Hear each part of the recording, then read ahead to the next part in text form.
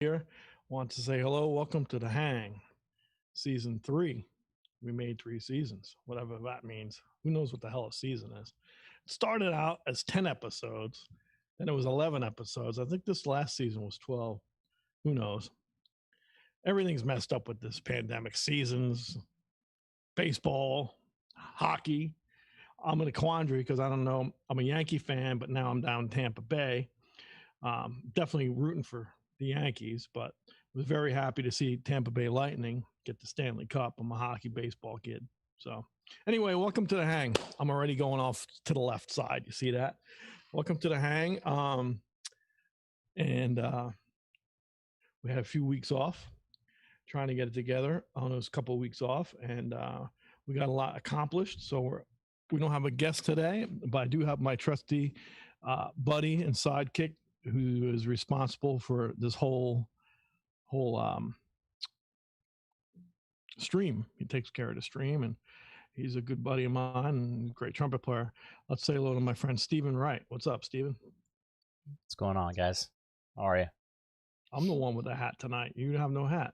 Yeah, I figured I'd just dress things up a little bit for the season opener. Even put pants on. Cool. What's going on over there? Is it already like snowing and raining in Chicago? It got down into the 30s. We actually had one night where we had the furnace on.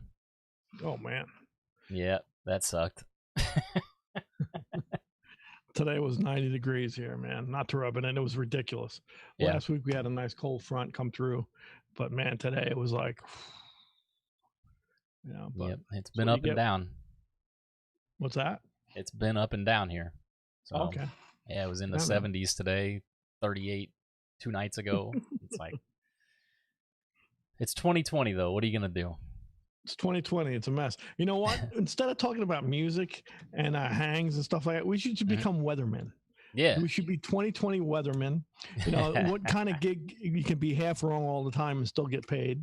Exactly. Because we always talk about the weather anyway. So that is true. And we're also wrong half the time. So I'm wrong actually more than half the time. Ask my wife. I love kind of, but I mean, I'm a guy. I'm wrong all the time, but I can admit to that. Well, knowing is half the battle. That's what G.I. Joe taught me. Oh my God. Oh man. Yeah, see it. We took it left already. We don't need guests to take it left. Nah, we don't need no help. No, we can do we can do it on our own. However, since we're talking out route anyway, we have a list of guests we're working on for this season. And we're going to be unveiling them probably here next week. But the reason we're actually doing just a tag team today is we want to talk about our little break, which wasn't really a break. It was just kind of a regroup to get some stuff together for obviously our hang here and some new projects that are in the works that we're excited about. I'm excited about it. And Stephen, you've been selling a lot of. You've definitely an uptick with the Grcf series mouthpieces, correct? Yeah, the mouthpieces have been going crazy lately, so that's been a really good thing. People have been really jumping on the JRW, actually. So since we're geeking out already, again, I don't know how many trumpet players. I was messing around with this the last 1 or 2 episodes, and this is the GR mouthpiece, but we came up.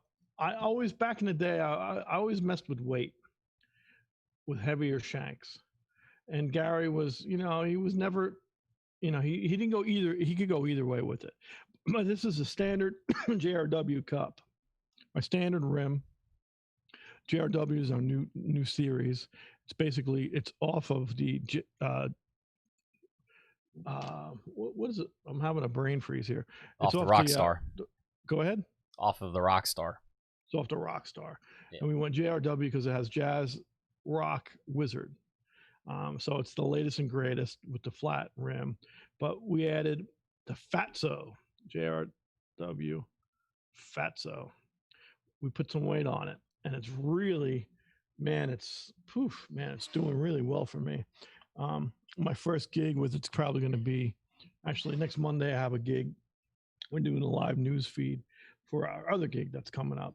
So we'll be outside playing with my new band. But so that will be our first recording, live recording. I've done some recording here in the studio, and the track's really good. So yeah, it's kind of an interesting thing as far as move my camera. Is that better? You can actually see my logo now. I don't know. Is that better that we can see your Yankees logo? I can't see you at all. I'm here.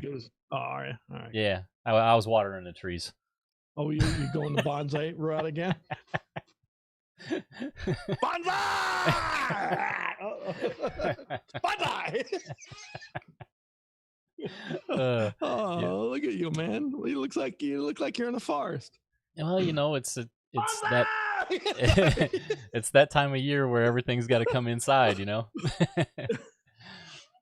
Oh man, yeah, those things will freeze, right? Yep. Yeah, you can't even see all of them. I got more shelves over here that go all the way up. Yeah, so in the 2 weeks you clean your office is what you're saying. You put trees in there. Well, basically you can see this side.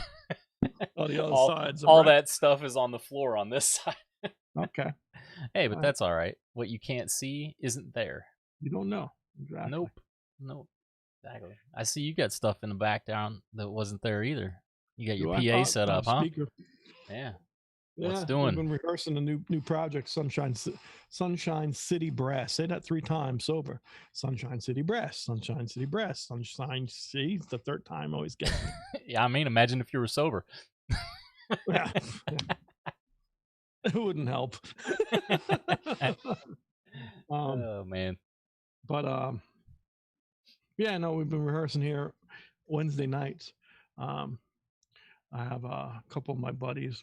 Wonderful drummer who plays in T.Ë.T.I with me, Louis Alisea. He's hanging out with us already. He's here. Oh, cool. Yep. What's up, Louis?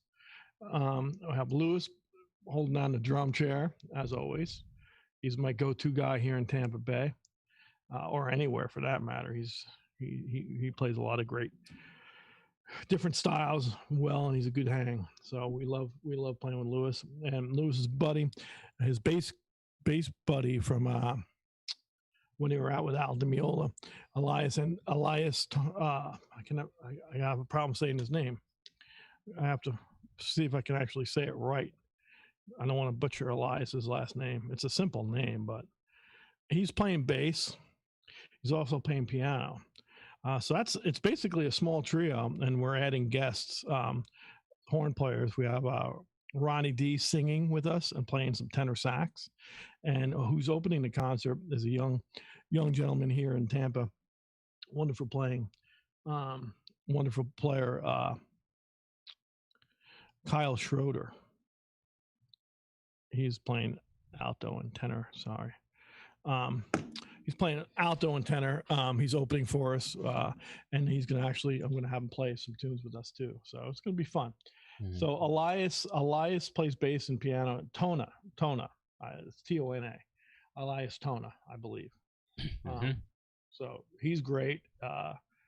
He's a wonderful player. And so, yeah, we've been having fun. We've been doing the impetus of this was the original tune that we released in last April, called Down by the Riverside, the old tune, the old standard, so to speak. So we did a remake. Louis played drums on that. I had Michael Del Giudice sing it from the Billy Joel band. So the impetus of this band is kind of like a Second Line meets New York vibe, so it's got a lot of different attributes. It's different than T.Ë.T.I as far as we're doing a lot of popular tunes. We got some Stevie Wonder tunes, we got some Billy Joel tunes, we got some fresh arrangements and takes on them that are stemmed out of the New Orleans vibe, and there's some R&B vibes to it too. We're playing some different treatments on things, some Latin things, but all popular tunes that people will know. So we're excited, man. So we've been rehearsing here, and might as well just put the cat out of the bag. So we started advertising. Actually, we're doing a joint venture with Ruth Eckerd Hall on the 17th of, there it is, Saturday, October 17th, which is very close. It's less than 2 weeks away. We're playing. Ruth Eckerd Hall is very cognizant. I went to see Mindy Abear, a great alto player there. She was there about a month and a half ago. Seeing some buddies over there, and they invited me. I've always been a proponent of Ruth Eckerd Hall. It's for you guys who are not in the Tampa Bay area. It's a beautiful performing arts center. They have 4 or 5 venues. You know, they have the big hall, they have a smaller hall, Murray Theater, the Capitol Theater. They just have a lot going on, and they really like to. What I like is they're a proponent of treating the music, letting the music speak for itself. It's a really great place to play, and I've had a nice kinship with the promoters and the top management over there since I've been back in Florida. Actually, I have artists in residence there, so I've done a few things throughout the years there. So if I'm going to play in Florida, to me, I don't play much in Florida at all, and one of the reasons why is because there's not a lot of venues I feel that really do the artist the right way as far as presenting the music, and this they do. So we're going in with the new band, and we're also doing a joint venture with the wonderful Clearwater Jazz Holiday, which is happening every year. The reason I'm bringing this up and talking about it is because pandemic, you know, a lot of people aren't still going out. With Billy Joel, we're not playing right now either. So it's we got to be very cognizant of not getting sick and not crowding people, and, you know, keeping everybody's best interest at heart. So what I like about this gig we're doing as Ruth Eckerd is it's socially distanced. It's a very small footprint. I think we only have 25 tables, and they're about 8 to 10 feet apart. They're very far. Everybody's got to wear masks.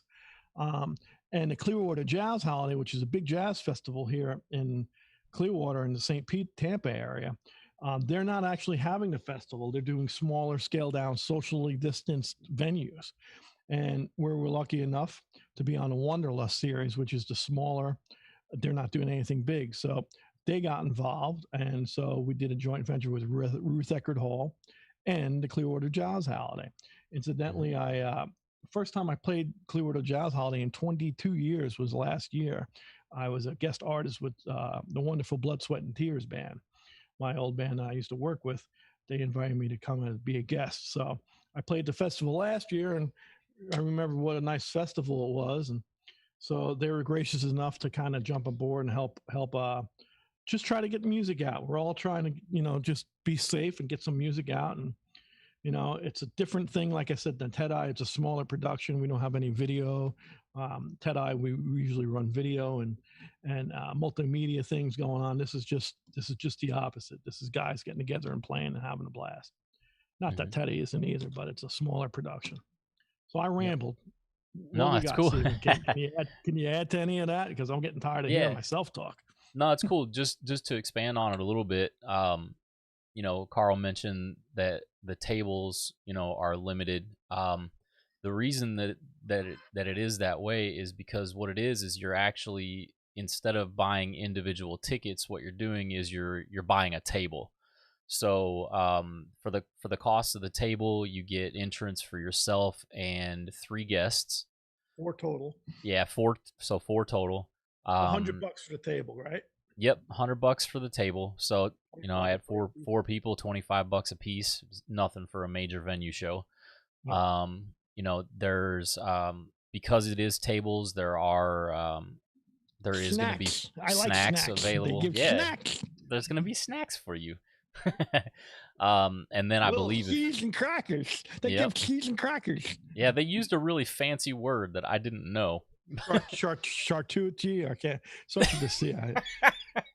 I can't even say it. What is it? Charcuterie. I have no idea. I wasn't even gonna try. Charcuterie. I can't even say it. It's a snack table.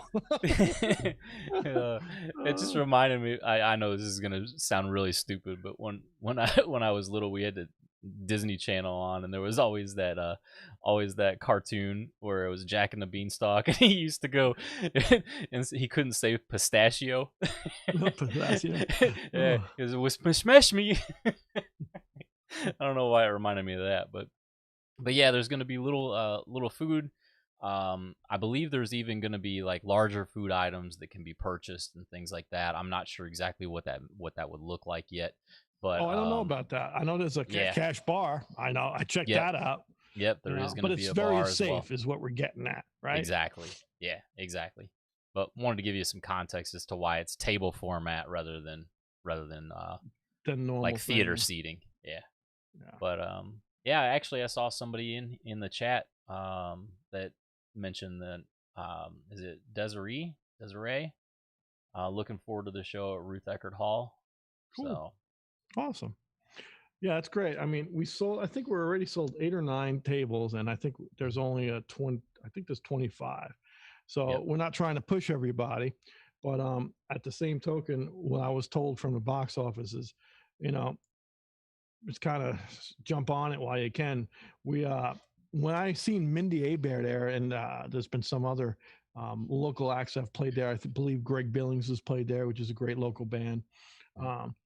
They, since it's such a small venue and they can only have so many people, they sell multiple nights. So, I'm hoping that maybe there might be enough draw that we can get a couple of nights out of this. But regardless, we're excited about the gig, and we're actually doing a Fox News spot for the gig on Monday, the 12th, Monday morning. Charlie Belcher and called Charlie's World. We're doing actually me, Lewis, and Elias, the core trio of Sunshine City. We're going to get up early at 7 a.m. First spot is at 8:20. I think 8:20 and 8:55. The band's going to play at 8:55. I'm doing an interview at 8:20 on that Monday. It's Columbus Day. So you have the day off, maybe you don't. Maybe you'll be sailing around the world looking for a new place to go. Who knows, But I know I'll be in front of Ruth Eckerd Hall with Charlie Belcher on Fox, with Sunshine City with the boys, and we'll be playing early in the mornings. You can get a taste of that. And we had a nice spot when actually Charlie was great with us. He's a great journalist here in the area, and a TV personality. He's really into the band, and he showed us a lot of love. So my hat is off to Charlie, and he's really going to be mad at me because he wants me to wear a Rays hat. We have this thing going back and forth. Matt, Charlie, I'm with you with the Lightning, man. I gave up my Islanders years ago, so I was all about the Lightning. Even though I'm a Ranger fan, I was all about the Lightning. But man, I like the Rays. I think they're cool, but I bleed this. This is what back. I think I have a Yankees thing behind me somewhere.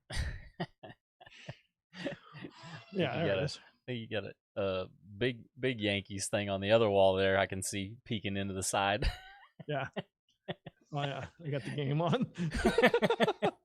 Oh, let's see who's up. Yeah, all right. and YouTube just shut us down for copyright.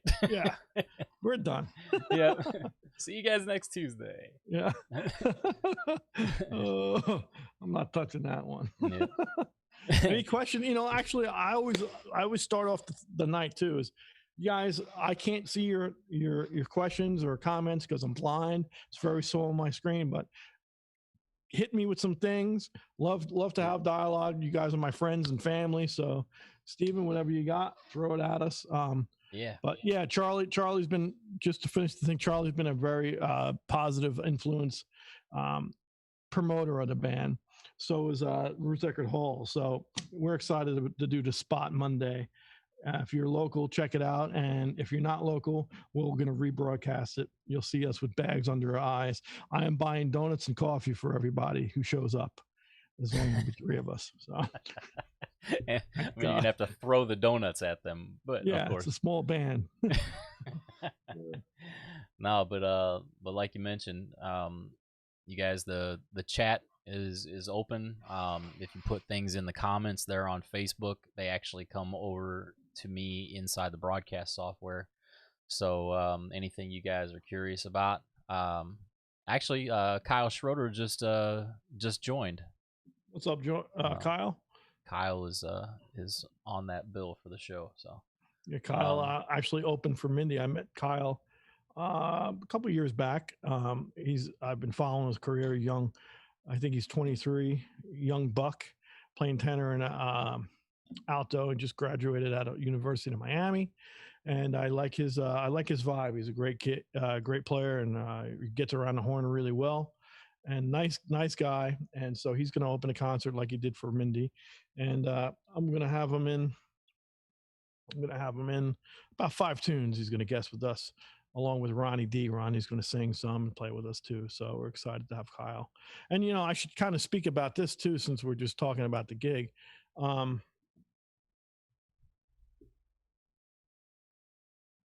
I went blank there for a second. Forget that. I had a senior moment. My hat's on too tight tonight. What can I tell you? Nah, you're all good. We can hit some of the chat. We can say hello while you're thinking. If you guys have any questions. It hurts when I think. That's the problem. But like Carl said, first episode of this season, got a bunch of guests that we're talking to for this season. A couple. Also, what are those things? Are those barcodes for to support the feed up top? Because we talked about it a long time ago. But is that you changed the barcode? Are they up top now? I just they changed used to be in a different place. Sorry, but it just hit me. No, it's okay. I just moved them and I didn't show you. So it was a barcode for the support for if you guys do want to support the stream, you're able to. We've gotten a few really nice donations from people. We have.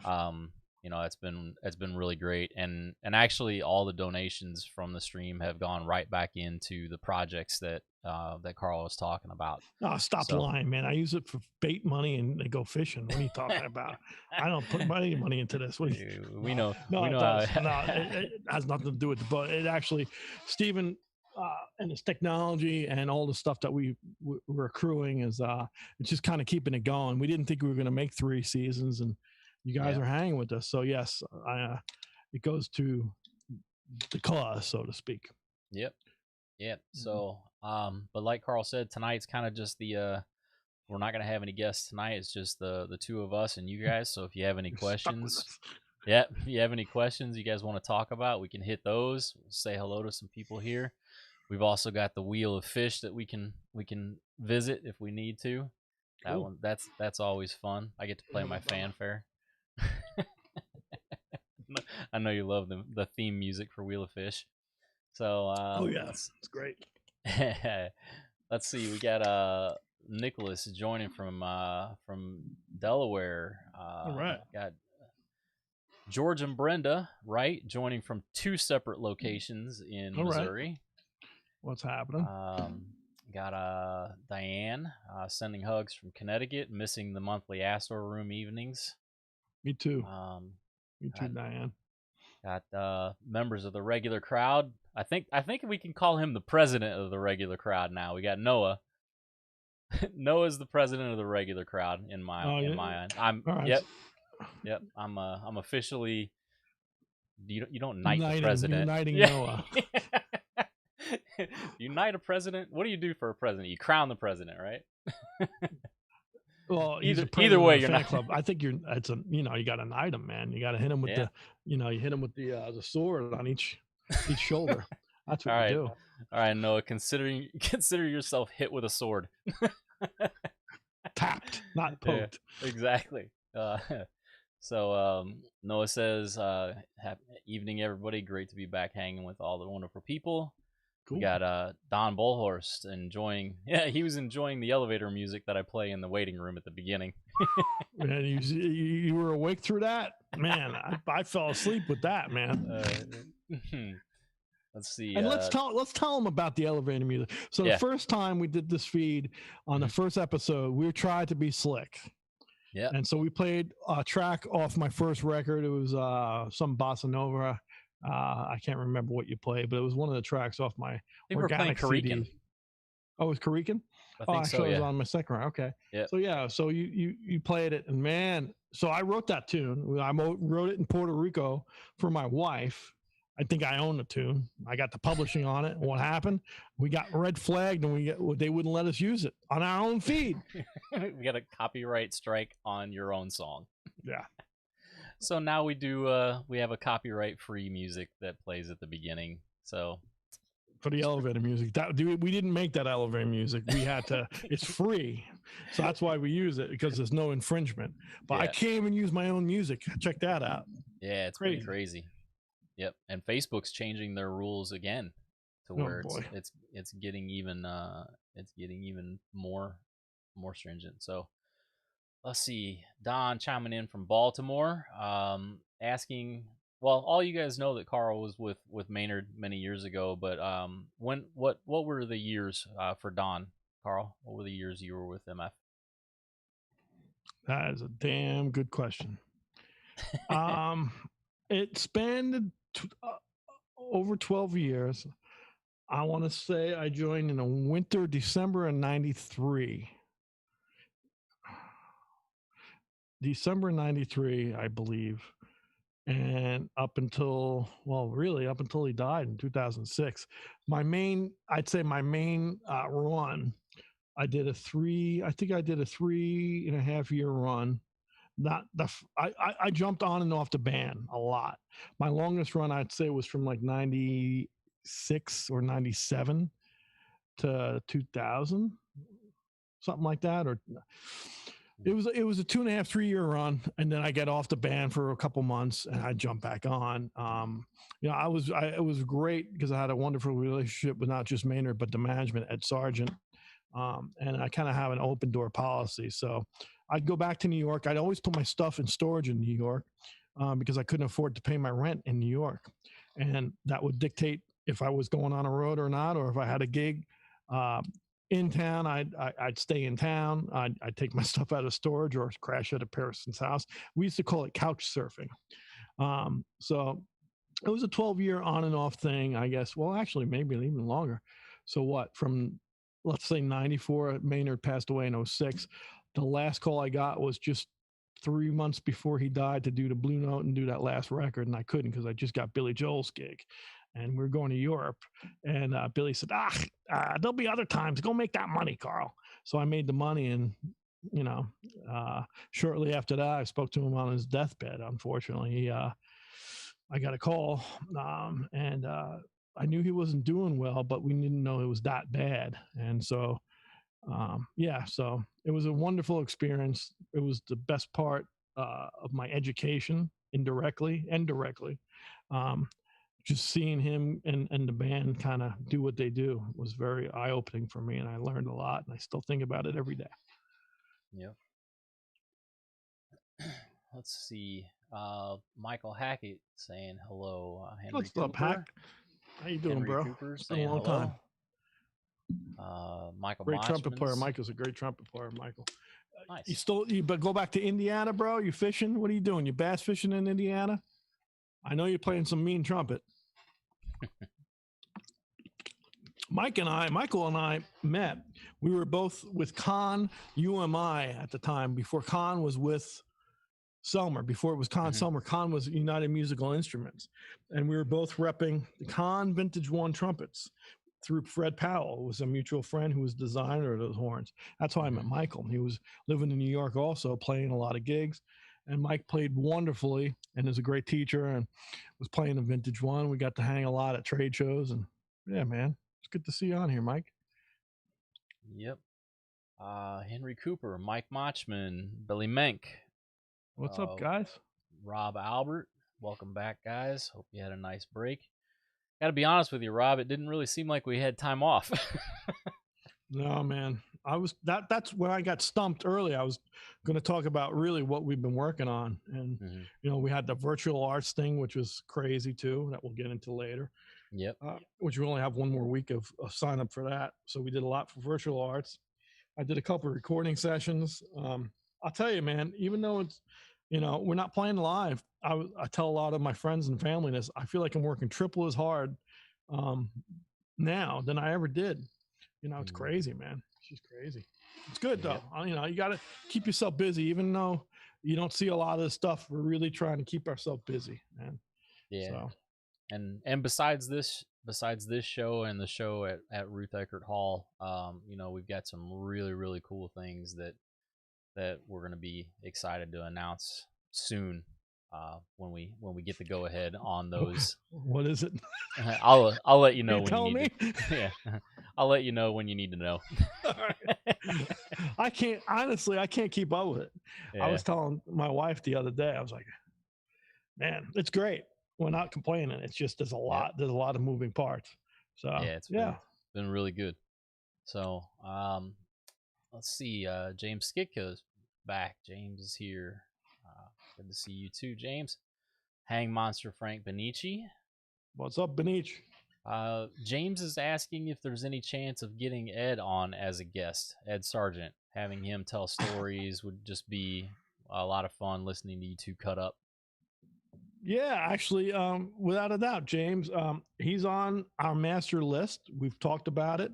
He was supposed to come here to my house in October, and we're going to go kingfishing. Usually October, November, we get together and hang here. So I was hoping maybe we could do a 2-for-1 and have him here in the studio. But yeah, he's definitely on our radar. We did a thing. The reason why he wasn't on season 2, because we slated him to do season 2, but we did a thing for TMEA, which is Tennessee Music Educators Association through University of Tennessee. No, was it University of Tennessee? Yeah, Martinsville. Mm-hmm. Martinsville, University of Tennessee, with Julie Hill and Ed. Ed is I don't know how to even describe Ed in that role. It's a very nice position he's got with that school. It's his alma mater. I can't even say that word right. But anyway, yeah. So Ed did a thing with me through the school, and that was a Zoom thing also. So and we rebrought. If you go in, I think it's on our YouTube, right? Yeah, it's on our. So James, if you go on my YouTube site, Fish Music, FISCH Music, that's my YouTube, I think, right? That makes sense. It's my last name. If you go on Fish Music YouTube, you'll see, go scroll down. There's a thing called TMEA, and Ed Sargent and Julie Hill and there's some cut-ups on there, man. So that's a preview of what we're going to do here on the Hang. So, yeah. Yeah, we just kind of wanted to let it breathe a little bit. Yeah. But definitely Ed's been on the list for a while of somebody we wanted to have on. So yeah, plus he's been helping out with T.Ë.T.I, which is the band tribute to evolutionary trumpet icons. He's helped us out tremendously with that. And the Sunshine City, he really digs. He's always helped me out with Organic Groove. So yeah, he's a gentleman and a scholar, and he helps us out. Steven, he's helped out tremendously too with different projects. And so yeah, we're a proponent of we love some Ed Sargent. Yeah. You know? James says he actually watched that interview. It was really cool. Cool. But it'd be nice for a more mellow hang here. So nice. You're on the same wavelength as us, James. Yeah, man. Bobby Kellum chiming in from Arkansas. Oh, Billy Mink is helping us out. It's pronounced charcuterie. Charcuterie. I knew it was. I remember cooter. Oh, I tried so hard. Hey, my friend's name is Cooter. Charcuterie. I still can't say it. Charcuterie. There it is. Sure. He even spelled it out so we'd pronounce it right. So thanks you for that. Thanks you for that, Billy. Yeah, it's basically cheese and crackers. Oh, yeah. Hey, if nothing else, we crack ourselves up. So I think I'm hysterical. Yeah. I don't think anybody else does. I mean, look, I'm pulling my hair out. Yeah. Oh, Jesus. Hey, how's your charcuterie? All right. That's a different stream. Let's see. Oh, Lewis says he'll wear his Tampa Bay hat for the Charlie Belcher set, so you guys will be covered there. Listen, Lewis, you're not fooling anybody, bro. You're from Jersey. Yep. Don't lie. Can't get the Jersey out of you. You can try, but it's not gonna work. Yeah, no, I'm kidding. Henry. Well, we kind of already touched on this a little bit, Henry, but Henry's asking how things are changing for us since the pandemic. You know, obviously doing stuff like this, online stuff, Zoom stuff. The virtual recording sessions have been really cool. I mean, we were all set up and ready to go for that already because we had been doing that in advance. Yeah. So, but that's been really cool. I don't know if there's stuff you want to throw in. Yeah, it's funny because that just prompted, remember Oh, it's about 15, 20 minutes ago already. I was totally stumped. I forgot what I was saying. This is where I was going with this. So the technology, we're doing this, we're doing an interview for Fox. We're playing a gig on the 17th. The interview's on the 12th. But since we've had this stream, and again, we're surprised, and we're really, I'm humbled and honored that you guys are hanging with us, and that we're still here, because I feel like it's a nice community. So what we're going to do is, I got to pull my calendar up, but it's it's Wednesday the 14th. Mm-hmm. What we're going to do, our hang's going to be, do we come up? Oh, yeah. So we're going to do our normal hang next Tuesday. Yep. We're going to have a guest. We're still working that out. So we're going to do a normal hang on Tuesday the 13th. But where we're going with this, and this goes with the question also, is, what are you doing differently with the pandemic? Well, one of the things we did last season that was nice, we did a live feed from the studio with T.Ë.T.I. This time, as you see, I have a PA speaker behind me. So Wednesday the 14th, I'm going to bring you here into my home studio like we do, and you're going to hear Sunshine City for the guys who aren't local. You're going to hear Louis Alisea on drums, and Elias Tona on bass and piano. And Kyle's going to come, Schroeder, on alto sax and tenor sax, and Ronnie D's going to come on tenor and sing. And you're going to hear us for like 9 to 9:45. You're going to hear us kind of dissect and rehearse for our gig on the 17th. So we're going to bring you into the fold, and we're going to have 2 cameras. It's not going to be beautiful, but there'll be a side shot like this. Let me get out of the way, which will be across.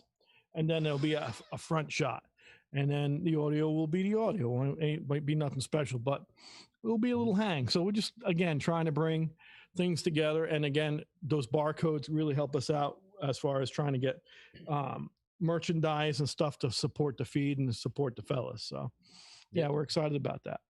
Yeah, that'll be fun to have. It's just, one of the things that we've always tried to do with Carl's social media is not just be, another trumpet player playing, Hey Jude over and over again or something like that. We kind of want to give you guys a little bit of the backstage, everybody, to see how things work, and the rehearsals and in the studio, and just giving you stuff that's a little bit different, like this. I know other people are doing streams and things like that. Different. But yeah, but hopefully we're hopefully it's a fun place for you guys, and I know some of you keep coming back, and we appreciate that. So, what are you gonna play that thing, or you thinking? Yeah, I want to try. I'm going to butcher this tune, because just before we came on live, you and I were talking. I was trying to come out with some different tunes, and I don't know if I got the bridge right on this, but I haven't played this tune in years. It's an old standard. I think we'll see if I get the bridge right. It's called Polka Dots and Moonbeams.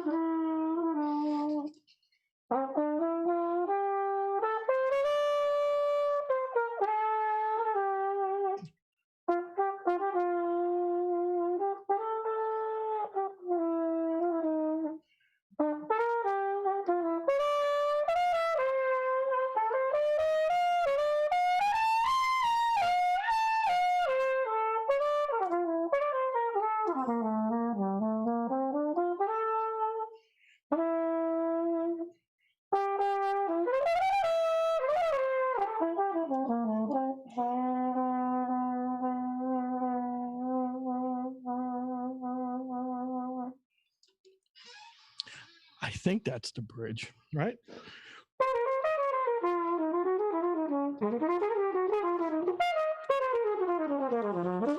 Or I might be confusing it with another standard. I don't know. I felt like it was right, but I should actually look at the chart. I think that's polka dots and moonbeams. I thought you were doing a little mashup there. Say what? I thought you were doing a little mashup there on. Yeah. I don't know if I had the bridge. I think that's the bridge. It's funny because a lot of times, like a lot of these tunes I learned, my dad was a great trumpet player. A lot of these old standards I learned, he was very cognizant of getting my ear training happening. So he'd play 4 bars of a tune. And then, this is when I was really young, like I probably got my ear together 9, 10 years old. I'd get a 4-bar phrase of a tune. Next day, give me another phrase or 8, and then I got good. I'd learn 8-bar phrases, 16-bar phrases. And so a lot of these tunes, man, I learned that way.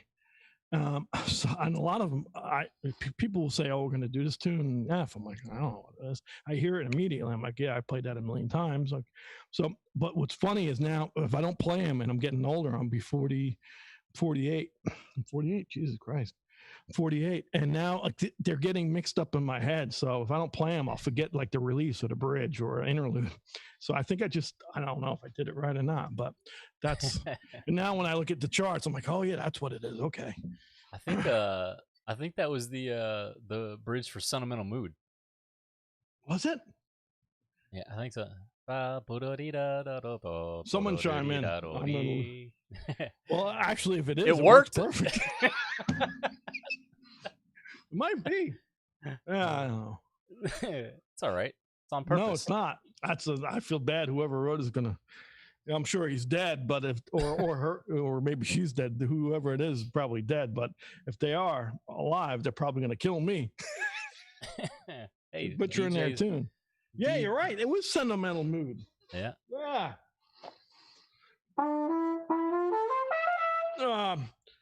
What the hell is Sentimental Mood now? That's kind of sending metal over you. Dude, you should be a DJ. You should be a DJ. Yeah. Pick a tune. Oh, what a mess. Actually, we should do that for the Wheel of Fish.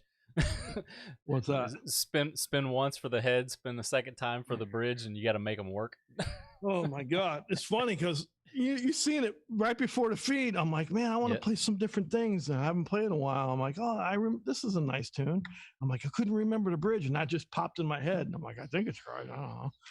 Well, it's just funny that, and even in that situation, why that song would pop out. Like out of everything that could have come to you, I wonder what the reason that came to you was. Dude, with me, there's no reasoning. You know that. You know me. Well, yeah, enough. I know. There's no reason with this body and head.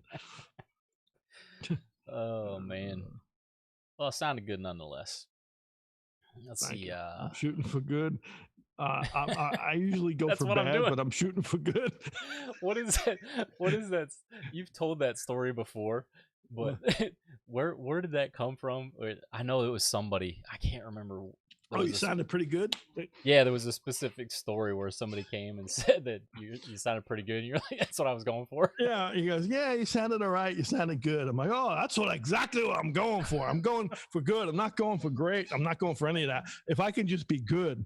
And the guy, I was having fun with the guy, because I didn't, the guy kind of blindsided me. I am what I am. So, and I ended up. We had a good laugh at it. It was fun. Yeah, I'm shooting for good. That's what I'm going for. One day I'm going to be professional, and that constitutes knowing the right bridge for the right tune. Oh man, let's see. Scott joining from Seattle, Scotland. Oh, all right. Let's see here. Who else we got? Any questions or anything? Yeah, I'm kind of just scrolling through here. Lay back. Yeah. Yeah, I actually extended your camera so when you lean back, I can still see you now. That's really? That's an addition for this season. Oh, that's pretty slick. Yeah, I'm still adjusting it, but let's see. Got Bob Cook, very nice playing. Greetings from Ocean View in Delaware. We got Delaware is Delaware's a hot bed tonight, boy. We got like half of Delaware in here. There used to be a place in Delaware in Rehoboth Beach, and it was a place. Ken Butler, man, this is going back over 20 years ago. Ken Butler was the proprietor of the place. He was a trumpet player. It was called 1776 in Rehoboth Beach, and we would go to this place. It was a steakhouse, a very high quality steakhouse, and he was a jazz head, and he loved Maynard Ferguson, and he hosted Maynard's band in that place multiple times. And I became very friendly with him, and so did Maynard, and so did Ed Sargent, Maynard's road manager, to the point where he would take a train from Rehoboth Beach up to Midtown Manhattan, stay in a hotel, and I'd go to his hotel and give him trumpet lessons.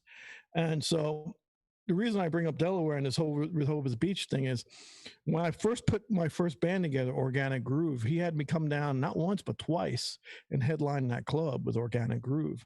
He really believed in the music, and I don't think he's there no more, but I did see him on a feed on Facebook just recently. I haven't talked to the guy in 15, 20 years, but yeah, that was a special place and a special restaurant and person, man. The world needs more places like that. There's only a few more left. Is obviously in DC you have Blues Alley, which is another favorite place I like to play, and I just posted it because I seen those Facebook flashback ads.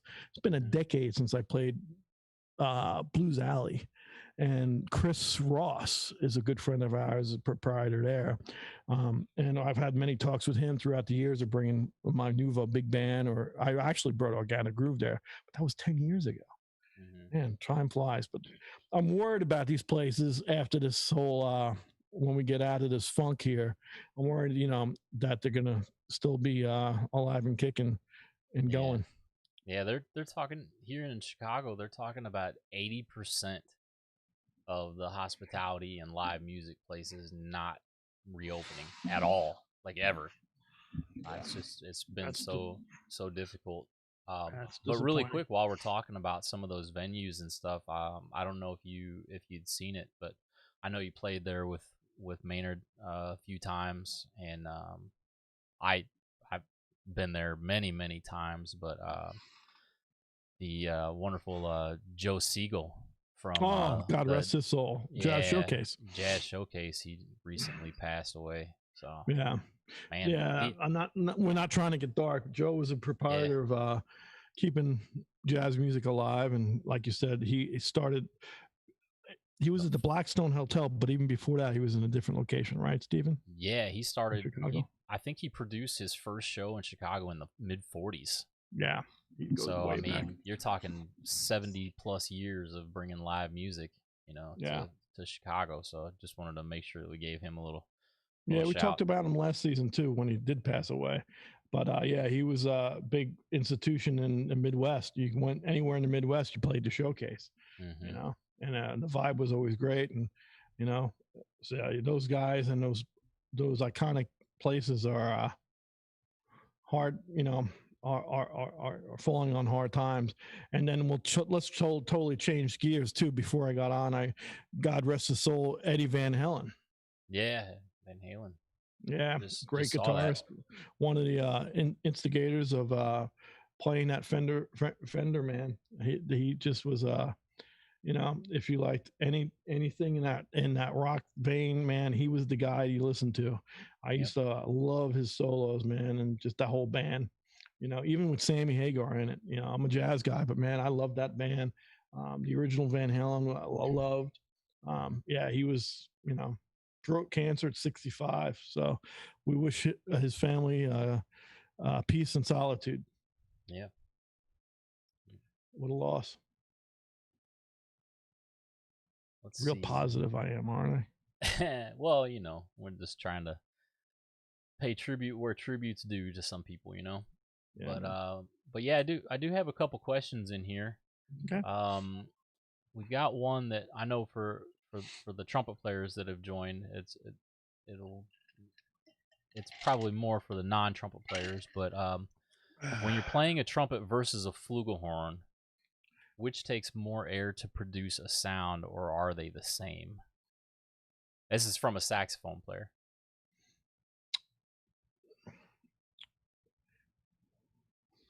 It's a different blow. I wouldn't say it's more air. It's technically speaking, all right, you're coming from a saxophone. I'd give you the analogy. I play sax too, so I'd give you the analogy. Okay, I'm playing soprano on one tune, then I'm blowing tenor on the next tune. Yeah, the bore size is going to be different. You know, on a brass instrument, your bore size is 413 on your flugelhorn, and your standard bore size on a trumpet's 459 to 4. It could go anywhere from 450 to 470. So you know, you're looking at between 30 and 40. 0.40 and 30 sizes, you know, numbers. Millimeters, yeah. Millimeters, excuse me. Thanks. Tenor and soprano, I don't know what the bore size is, but I'm sure it's a different blow. I think it's more of a manipulation. If you play a flugelhorn like a trumpet, so, all right, if I play, here's a trumpet.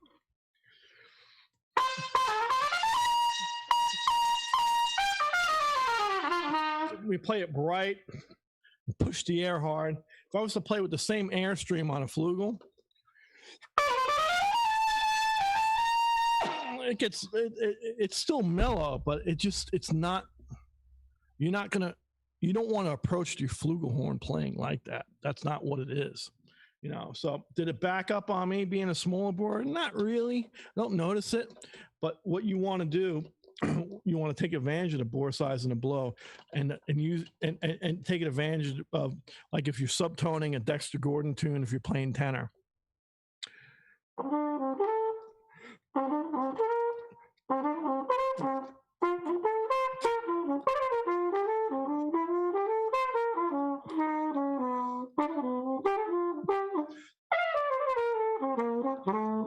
So your airstream is definitely. It's more fluffy. It's more full. You don't want to push. You don't want to center your airstream. You know, I get a kick out of guys that play flugel like they play trumpet very aggressively. You know, you can do it, but it's not. You know, just. You know, if you manipulate your airstream a little bit less, the horn speaks better. So. I don't know if I answered it, but I don't think I think it's more a manipulation. And, you know, like when I talk about, if I want to get really technical with trumpet players, we talk about, you're going to play a high note. Can I do my balloon trick, Stephen? Yeah. We have time. I'm going to get a little geeky now, but I do this a lot in clinics. They're not health clinics. Let's just get that straight. They're workshops or what they call clinics, you know, workshops, trumpet workshops, horn workshops, whatever, you know, any type of horn workshop. But specifically, when I'm talking about trumpet in my clinics, we're going to take a balloon. The balloon's going to represent your stomach. That's going to be the representation. In that balloon, you're going to fill that balloon with water. The water is going to represent your air. If you're going to play a high note on a trumpet or a flugelhorn, doesn't matter. If you're going to play a high note, what we have a chat right now. I can't see it, but the first I think I asked this on the first season too. If you're going to play a high note, are you going to compress that balloon fast or slow? Whoever chimes in first gets absolutely nothing. an attaboy or girl. Yeah. But, you know, so the question is, you're going to play a high note on a brass instrument and your balloon's going to represent your stomach. Are you going to compress that balloon fast or slow? And man, I don't see any movement. So unfortunately, it's like a 20-second delay. So it's everybody always awkward. Yeah. It's always awkward when we wait for answers. But what is that? CF. What is it?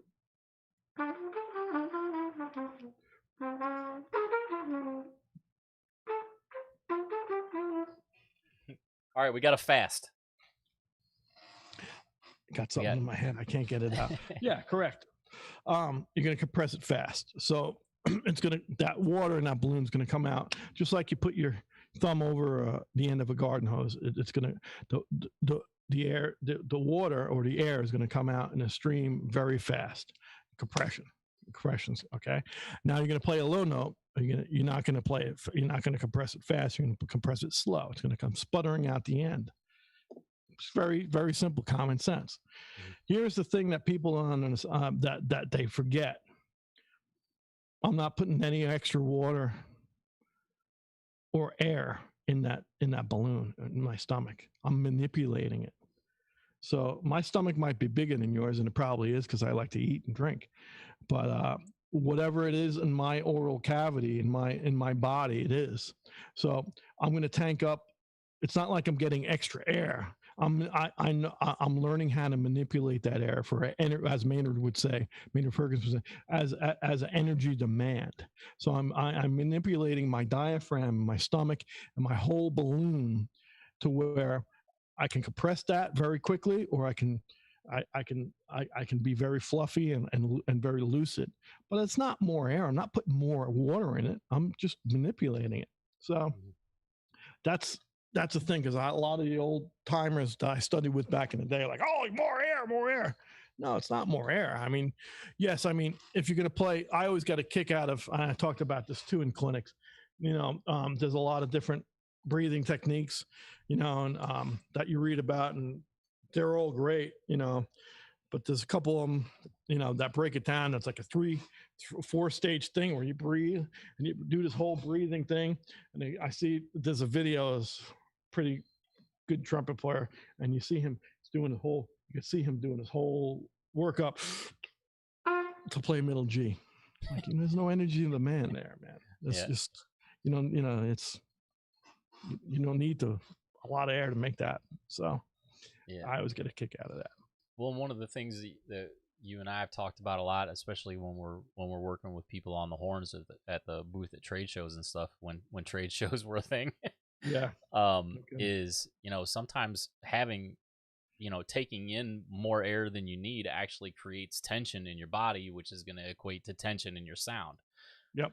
So you see people going, their shoulders are up by their ears. All that tension is going to go right into your sound. So yeah, I remember playing with Winton in '92 with Lincoln Center Jazz Orchestra, and I was very uptight, and I took this big breath of air to play like a middle phrase or whatever, and he grabbed my shoulders, pushed them down. He goes, "What are you doing that for? Relax. You don't need that much. Relax." And that was very insightful. I was like, okay. He goes, "No." He goes, "Come on, son. You're working way too hard for this." And I was like, "Oh, okay." Always reminds me of my grandfather. My grandfather on my dad's side, he always used to tell you to relax, but he would do it by grabbing the top of your ears, and he would push your shoulders down, and he equated the fact that your shoulders were down and your head was up with the most relaxed position that you could be in. I mean, he wasn't a musician or anything, but that was just relaxed in general. So I always tried to remember that feeling, when we're playing. That's interesting. Yeah. It'd be even more interesting if you take your headphones off and you have Dumbo ears. only just the tops. No, that's actually kind of a cool thing. I mean, I never thought of it that way. Yeah. But let's see, on the trumpet and flugelhorn side of the questions, do you have one that you prefer over another? Do you like playing trumpet or flugelhorn better than the other? Nope. They're just different. Totally different. Totally different headspace. Totally different. I get a kick out of, man, I just play trumpet.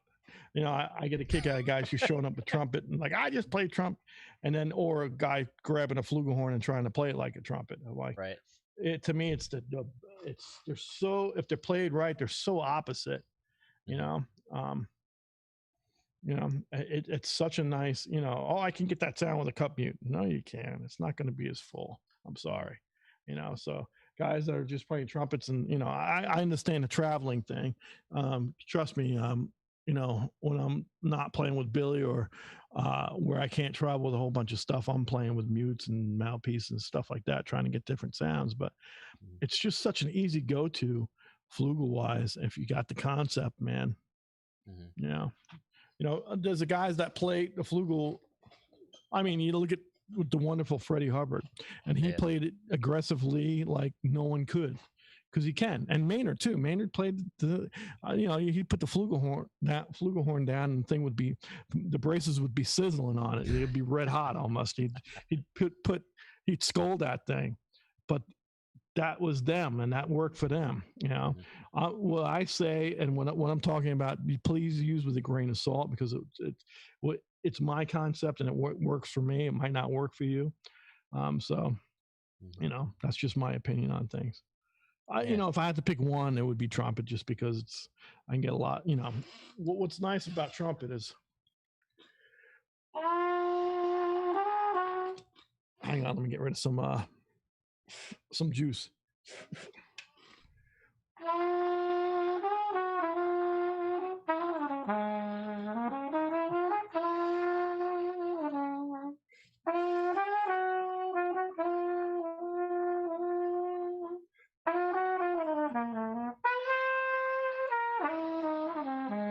I can kind of get fluffy and airy, if I play the same thing in the same octave and just change my direction of airstream.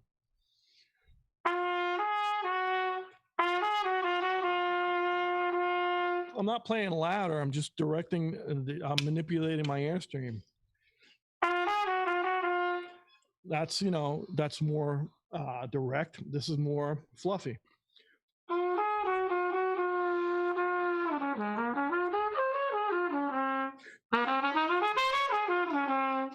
So it kind of is a little bit more color control. You can color it differently with the trumpet, I feel. Whereas the flugel, you can only go so far. Hopefully that made sense. Yeah. James says, always thought Maynard's flugel sound and playing was so underrated. Oh, it's one of my favorite. Yeah. I do a thing as a nod to Maynard. My favorite and my dad's favorite thing was Maynard playing But Beautiful. The Big Bop Nouveau arrangement of But Beautiful. We always loved that tune.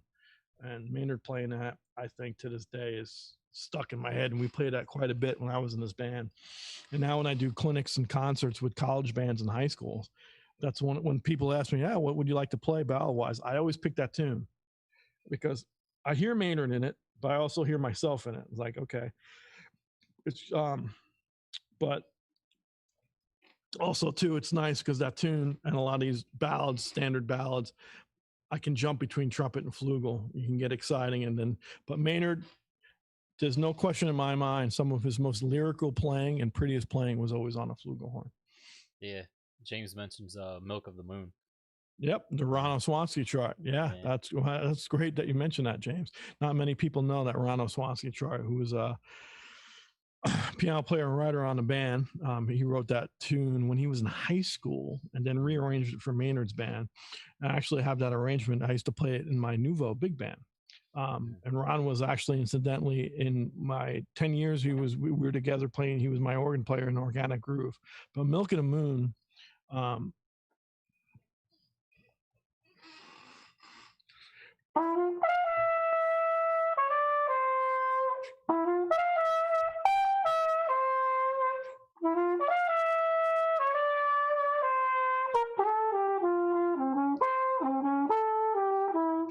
some of those lines in there, but he just plays so lyrical and beautiful.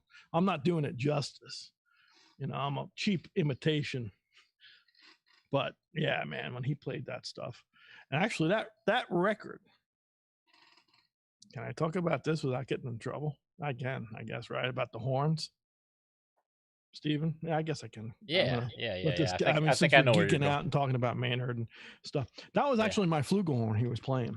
He was playing a Courtois. And we were on the road, and I had a French Besson flugelhorn. And we were in Europe, and he lost his trumpet and flugel got lost in baggage, believe it or not. We sent it over in baggage, and we were going to Poland. And so I laid him on these horns. I always had an extra trumpet, and I had flugel in my case. And he fell in love with the flugelhorn. So, man, I love this. And it was a small bore flugel. The Courtois. It was a Courtois, excuse me. The Courtois he was playing. It was a great flugelhorn, but it was a bigger bore. And so anyway, when we did that record, Brass Attitude, he played that horn. He played that French Besson. And to this day, I kick myself because I sold it because I needed the money. And the guy who I sold it to, I can't get in touch with. I want that horn back so bad. But yeah, that was a French Besson that Zig Canstel made. It was a copy of the original French Besson. So yeah, but he played great on that record. Well, he played great on a million records, but that was kind of a nice memory. Yeah. I'm trying to remember. I was just looking for the chart, but did he play flugel on Beautiful Hearts too? I'm trying to remember. Yeah. Yep. Yeah, that was another. I always loved that tune. Not one that you hear too much, but I always with Rick Margitza. Yeah, Rick Margitza on tenor saxophone from France, and him they'd trade back and forth, right? Yep. I actually have the music minus Maynard for that on cassette tape. Oh, you're dating yourself. You know. Let's see. What else we got? Let's go a non-trumpet question, because if we have any non-trumpet players here, they're ready to bail. Yeah. Let's see. I did have a couple. We got 5-4. The Yankees are down a run. I'm sorry. Okay. Let's see.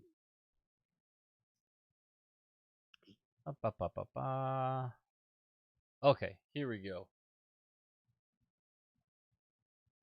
What happened here? I'm sorry, I'm having a little tech issue. There we go. It loaded. Have you how often have you talked to Billy, and are you guys looking to do anything? Is it going to be another year or so? We're all waiting. We're all waiting. I spoke to Billy this morning, actually. We talked, and his exact words, "It's Groundhog Day." He's doing well. You know, no one knows, man. I mean, whoever tells you they know, do you really know? So he's doing good. We're all the band and crew. We all are on a big email chain, and we have a beautiful text chain. You know, a couple of guys had babies and girls had babies those last couple months, so that comes up a lot. There's obviously birthdays that come up, so we all keep in contact. We send memes to each other, memes and all that stuff, and charcuterie boards. But yeah, we all miss each other, and no one wants to be back more than we do, because it's a very, very tight-knit family group. We can't wait to be back with everybody. But yeah, he's doing well. And so that's all we can ask for. We'll all get through together. Yep. Yeah, and for those people that maybe don't know, October 1st through the end of October, the Billy channel is actually back on Sirius XM. I believe it's channel 70. 70. 70. I listened to that today, actually, for the first time. Yeah, there's a bunch of original shows and things like that, and I know there's some pretty cool stuff coming. So with that as well. So that's if you guys didn't know that was there, Sirius XM. They always do really great. I believe it's like at least twice a year that they do the Billy channel there, which is always Sirius has always been really great, you know, with Billy. I know he did that 2.5 hour show on Stern, where he basically walked through everything, and a bunch of guest artists and things like that, which was really cool. So that's there for the Billy fans as well. Cool. Let's see. Carl says more trumpet questions. Actually, here's one that could be taken not as a trumpet question. Henry's asking, how do you stay motivated and inspire each day in your life? That is a freaking great question. When I figure it out, I'll let you know. You know what? I'm very fortunate, all kidding aside. You know, I posted a thing on Dizzy Gillespie a couple days back on my Facebook, and he was talking about how to trumpet. You know, you getting in a boxing match with your trumpet. You know, that and go on my personal Facebook. I posted it. I might have been even on my music page too. I'm not really sure. But I can share it basically, over for those. Dizzy's saying, "What's that?" I can share it over for those people. Yeah, well, he's just basically saying the trumpet waits in its case, sleeping, and then when you open it, yeah, you want to play me? Type of thing. It waits around to mess you up. Sometimes you win, sometimes the trumpet wins. So, you know, I have a love-hate relationship with the trumpet because it's just such a, you know, it's just very unforgiving. So sometimes, you know, I'll go through periods like, for instance, today I practiced for about an hour today. Not a lot. I can tell you before that, man, I haven't practiced in 4 or 5 days. I've been writing music. I've been working on music. I've been doing a lot of business stuff. So what's nice with where I'm at now in my life is I have a lot of different things that keep my interest, but they'll all circle around the grand scheme of things of going out and playing and sharing music and so unfortunately or unfortunately how we look at it is just there's a lot of moving parts business wise to deal with. And like, you know, Steven and I have to talk because Steven is my manager. He helps me out tremendously. It's like, when can I actually, he's like, all right, you play with trumpet now, you deal with the trumpet, you know, you've said that to me. My job is to make you where you don't have to sweat it. But you know me, I'm a micromanager and I sweat things and I try to get things done. But to keep motivated, I always go back to the old timers. I look at Dizzy, I look at Miles, not Miles so much. I look at a lot of Dizzy, I look at a lot of John Faddis, I looked at Maynard's work ethic. You know, and I'm a type of guy, I have to have a goal and a reason to do something. So right now I'm in it, man. This last week, I'm honestly getting up at 8 o'clock in the morning. I'm at my desk at 9. And last night I closed my office door at 10:30 last night. So I was here, you know, 11 and a half hours last night. And I was tired, you know, and today I only did half of it. I probably only here 7 hours. But I look to I try to stand on the shoulders of my heroes, you know, and so those guys, I always pull up video and I always find video. And there's a lot of video out there. It just inspires me. You know, I look at, Jimmy Heath, 90 something years old, still studying music, you know, still trying to figure out things. And he was always, you know, so those guys are just an inspiration to me, man. So hopefully that answers that. Yeah. And I think, you know, we've mentioned on here a couple times that I do classes with productivity and things like that. But I think one of the things that people often forget is the simplicity of crossing something off of a list can actually be really inspiring. So, I mean, having a routine, you know, like just getting up in the morning. I mean, I have the 3 things on my list every single day. I wake up, I got coffee, I got BS, which is I can do anything, and then I have learned something, and that's the first hour and a half of my day other than walking my dog, you know. So it's and every single day I know I'm going to be able to cross those 3 things off, and that gives me that accomplishment even before I've gotten to the stuff that I need to accomplish, you know. So it's actually a really cool thing outside of music that I mean, we do it also. I mean, you and I have lists. We have software where we throw ideas in a list and we drag them over into the ideas. And these are the ideas that we've said we're actually going to try to do. These are the ones we're going to throw away. I mean, we run it like a business. Well, So, it is a business. Yeah. It's the music business. Yep. And that's the thing. Here's the thing that I think probably 40 to 45% of the musicians don't understand. It's a business. Yes, we're doing it for fun, but you don't work for free unless there's something else at the end of that rainbow. You know, you're giving your time, you're giving your expertise, something monetarily or something else has to be at the end of that gig for you to want to do it, you know.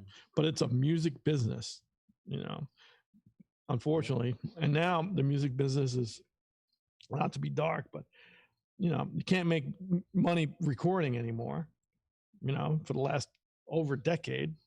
Yeah. You know, my first record, I was lucky when I opened for Maynard. That record did really well for me.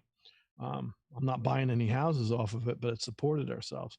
But now, you know, you do a recording, you know, it's just money out of your pocket you're burning. You know, you'd make it up with live performances. Well, right now there's no live performances. Mm-hmm. And if there are, it's not to the degree financially of what it was before. So it's a different time now. So you kind of have to kind of look around and see where you fit in the puzzle and think outside the box. Yeah. And one thing that you and I have had to look at a lot is the delivery method. You know, yeah, it's like kind of tailing on to what you were just saying about the recorded music. I mean, recorded music can actually be really valuable still, but it may come in the form of a soundtrack for a video, or, you know, some other type of licensing for a commercial or something like that. You know, you have to really look for the different avenues and things like that. So sure. But, well, you know, we've been hitting questions. Let's do something, because I want to hit this before we lose anybody, and I lost myself. We have one more week. Can you give everybody a heads up? Stephen, I had kidney stones last season. I bowed out, and Stephen was wonderful. He did an episode, and he introduced, and I reintroduced it when I came back. But you came up on this episode with we did the virtual arts project. Mm-hmm. And the reason I bring that up is because we're closing on that. I think they have another week, right? What was the cutoff date for that? Yeah, I think it's October 15th. You can sign up until then. Okay. And so Stephen put a video together. And basically my synopsis is of it. It's the biggest virtual marching ensemble playing anything and everything, dancing, baton twirling. I was never into the drum and bugle corps thing. I thought it was great. Where I grew up in Long Island in New York, it wasn't there. My father-in-law has been in it his whole life. You know, he's very, he's a high ranking drum and bugle corps guy. But what I like about this particular thing with virtual arts is just not that. It's also got some symphony elements, some orchestra. The way it's orchestrated, it's got a lot of orchestra elements, and so it's basically they got me involved to be a guest artist. They also have a percussionist as a guest artist, but it's a virtual thing around the world that you sign up for, and you pay a nominal fee. I think it's $40 or $60 or something. It's 40. Mm-hmm. And it's its own community, and it feeds on itself, and they give you lessons about your parts that you have to play, and you video it, and everybody is on not just this recording, but it's a video, and it's really special, man. So you'll see some things. Stephen, you can talk about it more, whether you want to play the video now and talk about it, or you want to talk about it and then play the video. But you'll have a lot more technical things that I didn't hit. But I think there's one more week, and the people that came to me, still a lot of people weren't clear exactly what it is. So hopefully I cleared that up. Yeah. And it's you know, we'll play the video. I know there's a couple people in here that are actually involved, so thank you guys for that. Hopefully you're enjoying that. But yeah, basically you get access to this community. You get actually access. Let's play the video first, and then tie it up, because you always have a different take on it. And I'd be curious, because I have a feeling people are going to ask questions, and you're going to be able to describe it better than I will. Cool. All right. I didn't mean to cut you off. I'm sorry, bro. No. Cut me off. It's good. We'll play it, and then we'll wrap it up at the end here.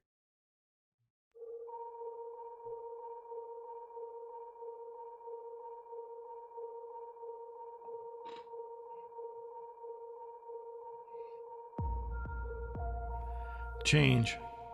It's all around us. We feel it. We see it. It can be unexpected. But resistance is pointless, as it will just leave us behind.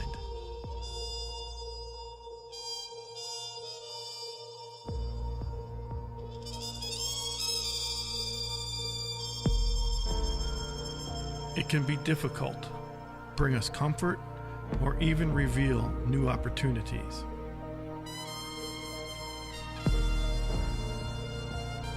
My friend and mentor, the late trumpet great Maynard Ferguson, once said, "I am a person of change, and I must be honest to my artistry and my creativity.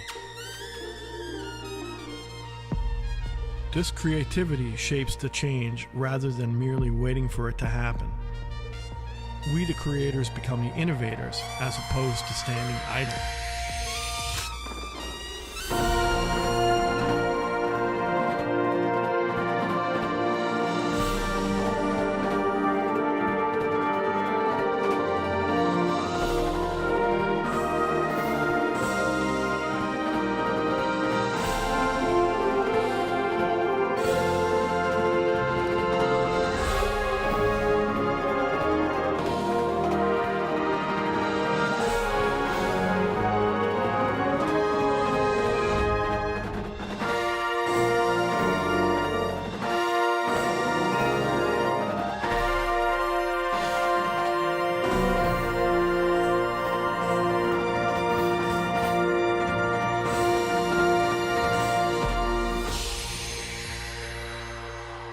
When we accept the only constant in life is change, only then we can adapt and grow to meet the challenge.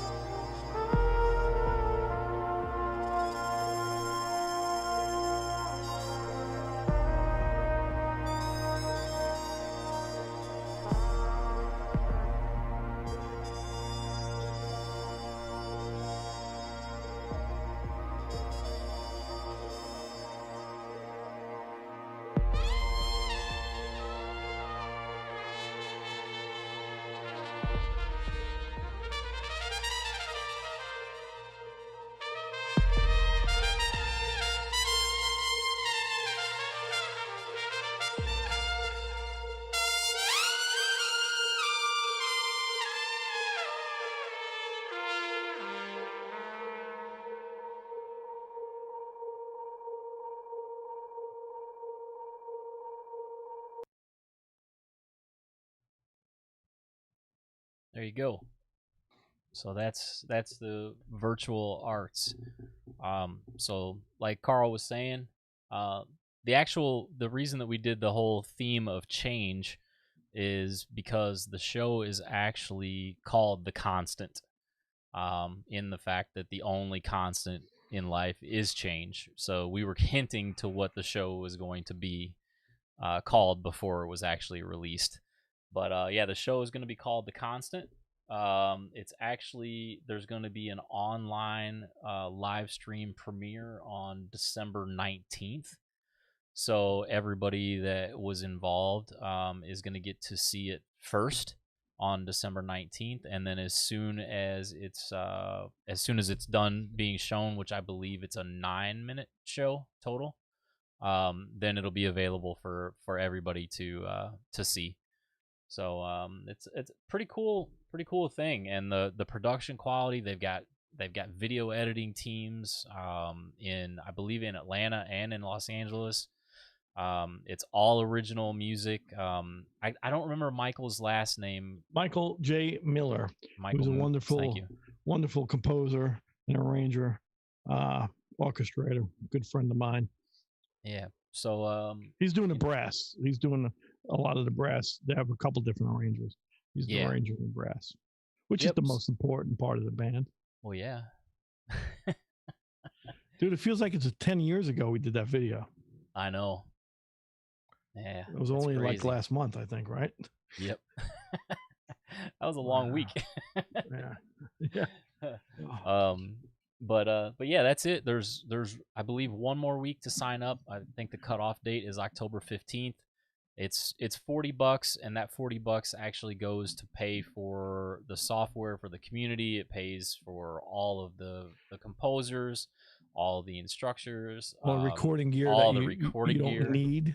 You could record on your phone, but they take that compressed signal off your phone and they make it sound great. So that's what you're paying for. Yeah, and actually they've done one before last year, and there was over 2,000 people in the band.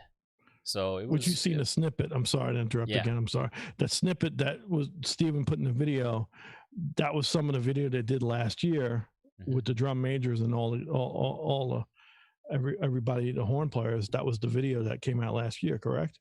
Yes, yeah, and they go to such detail as the uniform that the drum major was wearing in the video was actually designed specifically for the Virtual Arts project. So I mean, they're going all in on the detail. So and they're great guys and girls too. They're really they're just trying to bring people together. Yep. So that's that. You know, if you do want to sign up, if you haven't had a chance yet, just we've got a link on Carl's site. It's fishmusic.com/VMB, Victor Mary Boy. And Virtual marching band. Yep. So fishmusic.com/VMB, and that'll take you right to their site. And then you basically just pick the instrument. If you want to do multiple instruments, you're able to do that. I think it's just an additional $25 if you want to do a second part. And it's all levels too. You could be a professional. Question is, you know, I had a couple great trumpet players in New York. Like, hey man, am I going to be playing whole notes? I'm like, no. So they actually give you kind of an aptitude test to place you when you join to see if you're a beginner, intermediate, or advanced, or super advanced. So, you know, it's challenging no matter what level you are. If you're just started playing, you can still be involved, or if you've been playing for 50 years, you're still involved. That's what I kind of dig about it too. Yeah, the youngest person signed up so far is 6 years old. And I believe the last time I heard the eldest was in their 70s. There it is.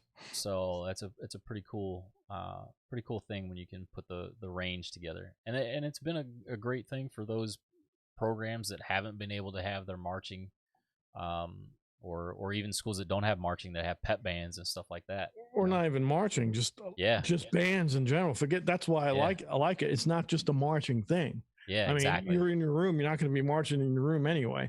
It's just it's a community of a band, just being a part of something, playing with people, doing something. It doesn't have to be, because I was that guy in high school. I'm like, I don't want to play a marching band. I don't want to go to a football game. If we're going to play in a football game, I'm going to be a tight end. You know, so that wasn't my thing. I didn't realize what it was, the community atmosphere in a marching band thing and belonging to something. And my father-in-law said it best a long time ago. I could take a kid, give him a horn, and he can be a part of something that's greater than him, and learn a lot of things about himself and about other people. And they might not come out as virtuosos. That's not what they're trying to do.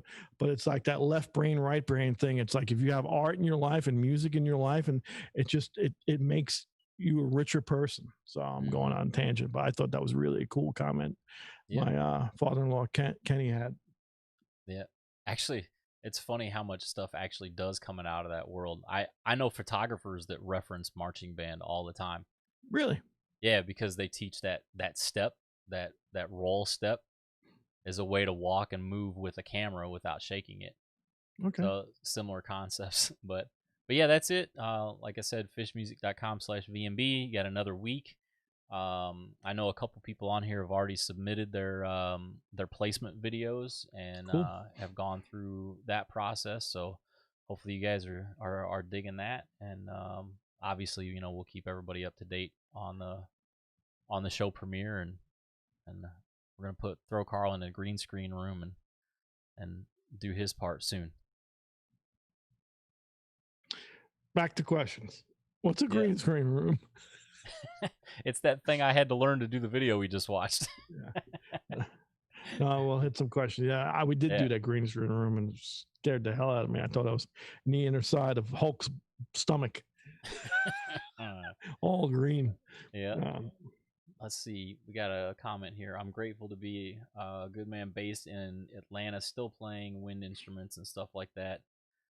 enjoying the networking and sharing my thoughts and ideas with different people. Music and arts run within my family. Same goes in real life and other things. So good, nice comment, Henry. Thank you. Yeah, thank you. So that's awesome. I had a couple text message questions. Okay. One was in regards to there's a couple people from the Billy Band that haven't been on as guests yet. Are you looking to get the remaining band members on as guests for the Absolutely show? not at all, man. I'm done with that. Of Who? course, I'm being facetious, Carl. Yeah, we have two more Billy Band members: Chuck Berge, the drummer, who I go back close to 20 years with now. Oh my God, we got to get Chuck. Yep. And last but not least, we have the wonderful. We got to get Michael Del Judas, guitarist and singer, who I blast. He's in front of me, and Mark and I and Crystal and I all blast his ears with horns. We love him. So yeah, we Mike and I have been talking for a while. Just our schedules never linked up, and life gets in the way. But yeah, so I got Chuck and Mike. We got to get them involved, and those will be fun. On top of, we have some crew that we've been talking about for a long time. Trying to. We had Wayne Williams, Billy's piano tech, and Ricky LaPointe chainsaw guitar tech and bass tech. They were on, and there's a whole subculture with the crew that is just the inner working. So we have a whole bunch of ideas, and we talked to a whole bunch of cast of characters, and there'll be some stuff. Keep an eye out this season for that. Yeah. I'll tell you, out of all the shows that we've done, one of the ones that I get the most questions and comments about online is Wayne and Chain. Yeah. They're just close to over 30 years. Yeah. They've seen it all, done it all. Mm-hmm. And they're great guys. Yep. Now, you got Brian Ruggles, Steve Cohen, our monitor and sound crew, Josh and Jay, and you got your lighting, Mark Fafano.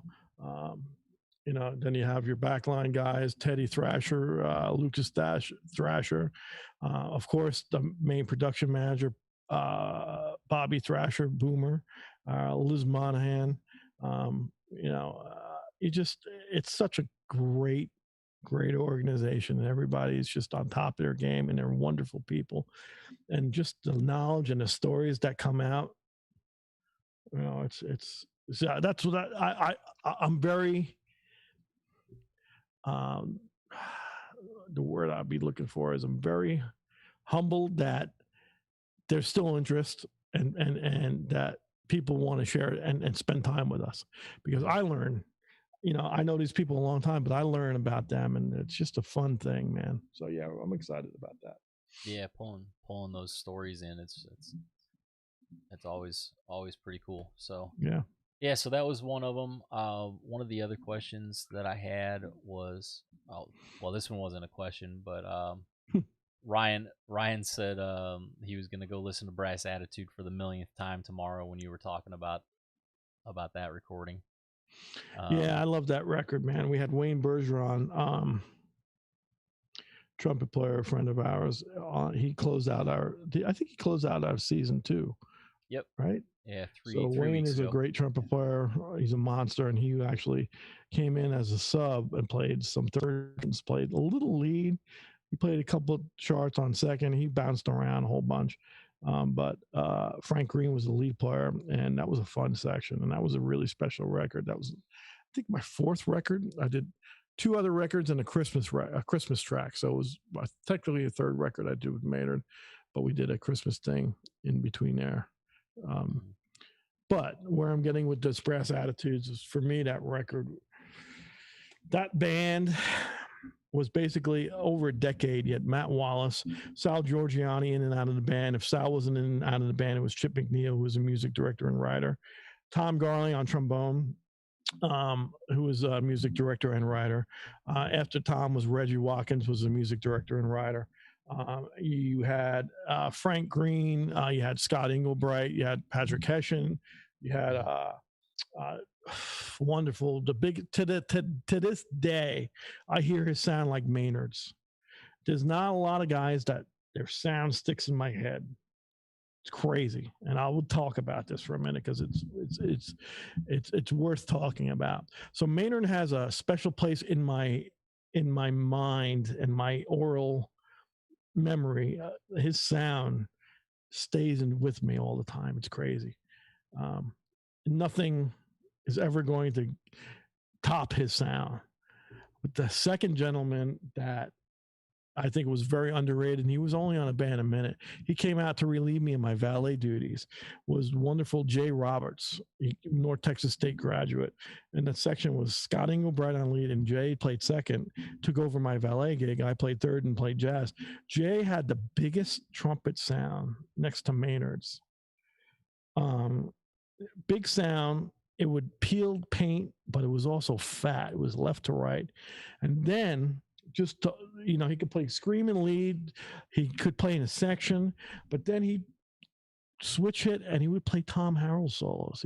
He had intricate harmonic things of Tom, and just a well-rounded musician. And he left the band, and he was a great player, and I lost touch with him.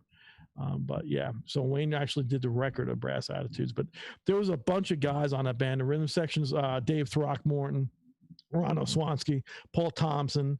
When Throck wasn't there, you had Tony Pia was the original one of the Nouveau guys, not original Jason Harnell. Forgive me, I'm forgetting names. Stockton Helbing was at my end of my tenure on drums, and then you had Craig Butterfield.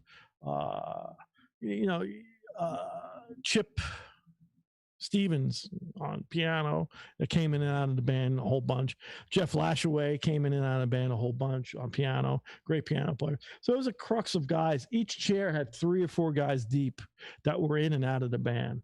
And so there was about a decade where everything was just, man, it was to me, Brass Attitude, that kind of, out of the 3 records I did, I'm most proud of that on the Maynard thing, because Maynard was in a different headspace, man. I would pick Maynard up at his house in Ojai, and we recorded that record in all 3 records recorded in Santa Barbara. It's Santa Barbara sound design. Dominic was the engineer. I can't remember Dominic's Italian last name. Great engineer. Maybe now it wasn't sound design. I'm having a brain freeze, but I would drive Maynard back and forth from the studio. 2 nights he stayed at the hotel in Santa Barbara, but we drive through the mountains and we talk, and it was just, he was good health. He was happy. He was always happy. It was just, to me, that was a really special time, and you could hear it in his playing. Yeah. One of the records that you and I don't talk about a lot is on here is the These Cats Can Swing album. There's a reason for that. Is there? I'm actually. I don't like that record. Really? You and I have never talked about that. Yeah, it was the first. These Cats Can Swing. I thought it was a great band. But if you listen to the compositional aspect of it compared to Brass Attitude, yeah, the substance is not as hip as harmonically Tom Garling writing things, and there was some really, really hip progressive arrangement. Ron Oswansky's, Chip McNeil wrote a lot of those tunes, and Chip, I love Chip's writing. Like I'll Be Around was on that record. And Chip did that arrangement of that in Old Standard. I thought that was I actually have that tune in my book, my Nouveau Big Band book that I still have. And Chip was great with a lot of that stuff, but man, it seems like that band, it was a wonderful band, but I think it evolved, after that. These Cats Can Swing, what was it? What was the first one? You talking about These Cats Can Swing, right? Yeah. What was before that one? One more. These Cats Can Swing, One More Trip to Birdland. Correct. Yeah. And then Brass Attitudes. You can actually hear in my eyes. I mean, I haven't heard these records in a long time. Occasionally, I'll throw a track on, but You know, Marco Marcinko was another great drummer in the band. He wrote a couple of nice charts, Manteca, Dizzy Gillespie chart on One More Trip to Berlin. But these cats in Swing, it was a good record. It was Concord, you know, but man, I think there was a little more magic. And the band, the way the evolution of the band and compositions, that last record, I think was a little hipper in my eyes. That's just my opinion. Yeah. You know, he had through composition tunes like Knee Deep in Rio. Yeah. Man, you listen to that in this form, it's a long form, but man, you got interlude after interlude after, you know, I mean, and it takes you harmonically in different places. And the reason why I can say this too is because we were all like I had a lot of different roommates, but at that time, one of my roommates was Tom Garling, and we were all like really into Maria, Tom Garling and Ron Oswansky and I, and even Chip. You know, Chip wasn't on the band at that particular point, but we were all enthralled with Maria Snyder, her writing. When she came, it was a devotee, for lack of a better word, of Gil Evans, you know, who wrote for Miles Davis, you know, that smaller big band stuff. And Maria took it a different place, and we'd go out to Vigione's in Manhattan when Vigione's was around. And we'd see, you know, Tim Hagen's playing trumpet, and Greg Gisbert would play lead, and Maria's band it's still a smoking band, but John Fetchock was playing lead trombone. And you'd go hear these compositions, and everything was fresh, and, you know, it was harmonically. Tom was really into that. I mean, I don't want to talk to Tom, but I mean, I remember him, you know, writing tunes when we were roommates. So, and Chip was my roommate too. Not to take anything away from Chip, when we wrote a lot of those tunes on One More Trip to Burnland, was great also. I think the band and Ron was very into changing things up harmonically, where things weren't voiced exactly like a big band was. So, because it wasn't really a big band, it was 6 horns. You know. Ryan is asking, did you play a valve bone solo on that album? I played, yes. I played, it's right behind me. Maynard, see that trumpet there? Blue trumpet? It's on top of Maynard's Superbone. That's Maynard's Superbone. He gave it to me in the studio. Brought 2 Superbones in. What was it? Just Friends, I think. It was Tom Garling and I trading. So I think we traded 16s or maybe 8s and then 4s. And we're both playing Superbones. Maynard brought from Ohio and went to his closet. And I got 2 Superbones here. You and Tom should try to play these. And I was playing valve trombone before that. So was Tom occasionally. I'd bring a valve trombone out, and Tom would slay me on valve bone. He could play valves better than me.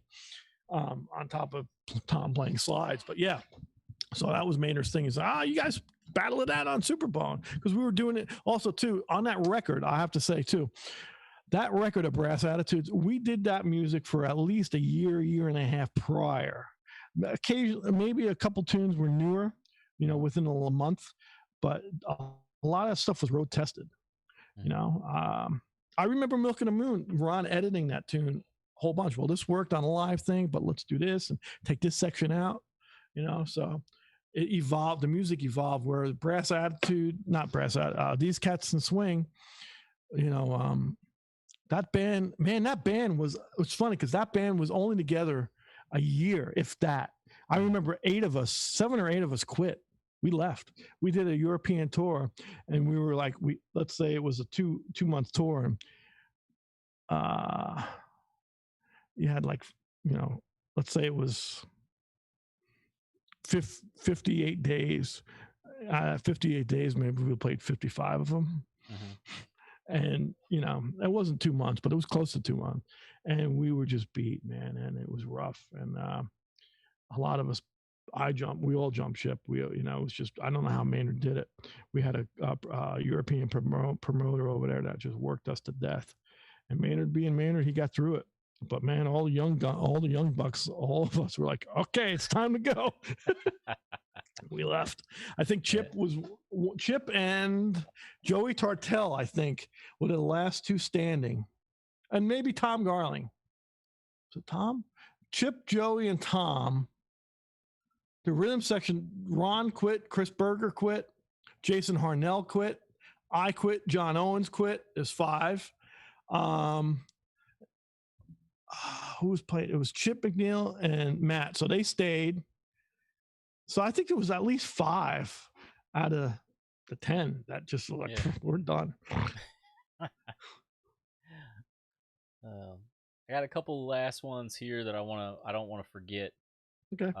And then we're at almost 2 hours, so I know you turn I know how to talk, don't I? I'm sorry. You turn everybody. back into a pumpkin at 11, so yeah, you're a pumpkin all the time, there, pumpkin. Halloween pumpkin. Oh, somebody did mention something really quick, and then we'll get back. Not to bring down things again, but did want to mention the passing of a great trumpet player, John Ruff. John was a special guy. Yeah, very positive. I was going to do a post until I seen John passing this morning. I was going to do a post because not only did John pass away, we lost Ira Sullivan. Yep. Well, I was actually I want to talk about. I'm going to post something, and John, Ira, and there was another gentleman who lost too. I'm having a brain freeze. Another great musician. Man, Rocco. Yep. So Ira Sullivan, Rocco Prestia. Sorry, excuse me, Prestia. And John, I didn't know John well. I met him a few times, but he was just a positive guy. Mm-hmm. So yeah, I was going to do Rocco and Ira. I had pretty good relationship with those guys musically, not friendly wise, but they both. So I'm going to write something. Yeah, but man, we're losing a lot of people. We're not getting any younger. So what I take out of it is persons here on this earth, treat them with respect and dignity and tell them that you love them. That's all you can do. Mm-hmm. Because man, it goes quick. Quick. Had a couple people mention this, so I wanted to touch on it a little bit. I don't think you got a chance to see it yet, but the Herb Alpert documentary. I seen it. I text you back. Yeah. Yeah. Some people were asking if Herb was an influence. No, absolutely not. No, I can't. I'm sorry. Wasn't your bag. I'm going to be honest. His sound drives me. I can't listen to his sound. I think he's a wonderful humanitarian, and God, I'm going to be a dick, but his sound, I can't. And people love his sound, but it irks. I can't deal with it. I want to break every piece of glass in here. That's what it sounds like. Just sound is not my concept of sound. I think he's great at what he does, but yeah, no, that's I can't.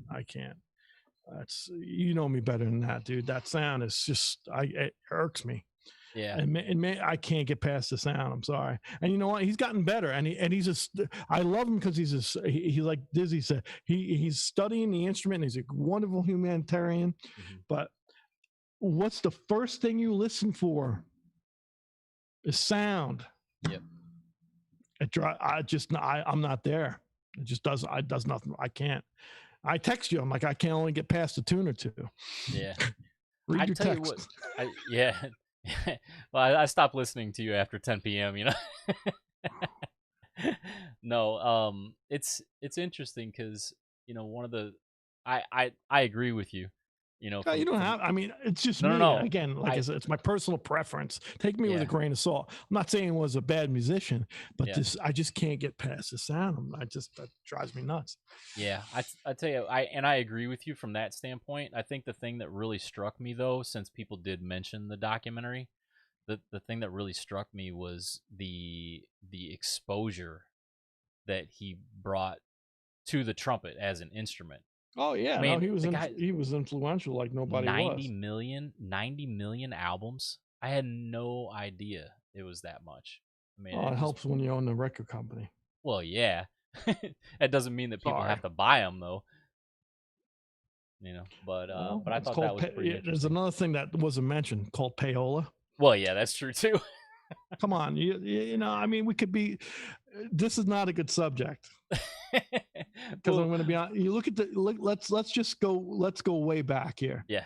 Look at the majors. Look at the payola and the way things were structured back in the day. what got spun and what didn't. It necessarily didn't mean all of it was good. Just like now, I mean, consumer can consume anything, and it can be complete garbage or complete greatness. Yeah. There's nobody saying this is what you got to listen to and this is what you got to play, because no one's making money off spins right now. But back in the day, it was different. Yep. No, that's a good point. And if you owned A&M Records and your name was in there, you have a pretty good bet that your stuff's going to get spun. I'm sorry. Yeah. So there's a little favoritism in that. Yeah. Oh, that's a good point. I'm just being asshole New York Carl right now. Well, you got your hat on, so.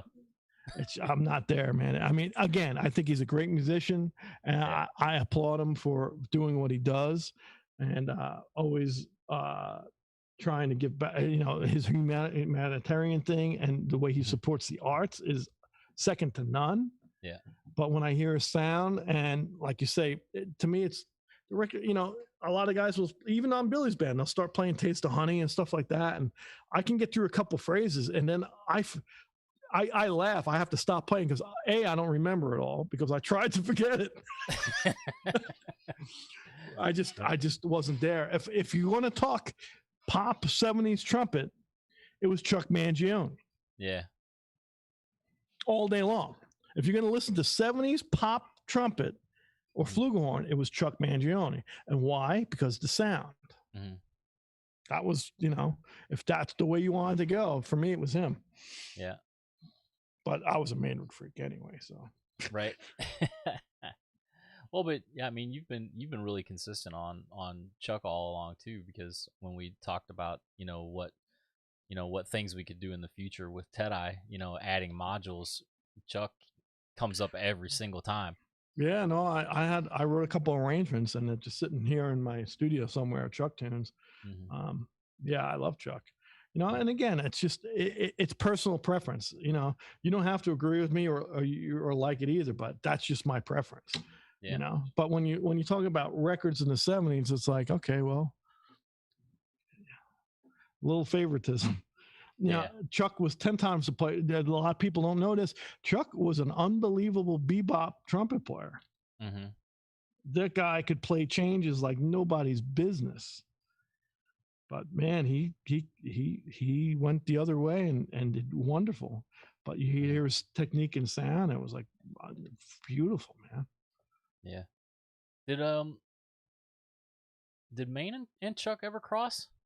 Yeah, they did a video called Sass and Brass. Oh, that's right. That's right. I forgot about that one. Yeah. Dizzy, Jumbo, Alpert. Yeah. Another guy who I love. Yeah. Big sound, Al. Diz, Chuck.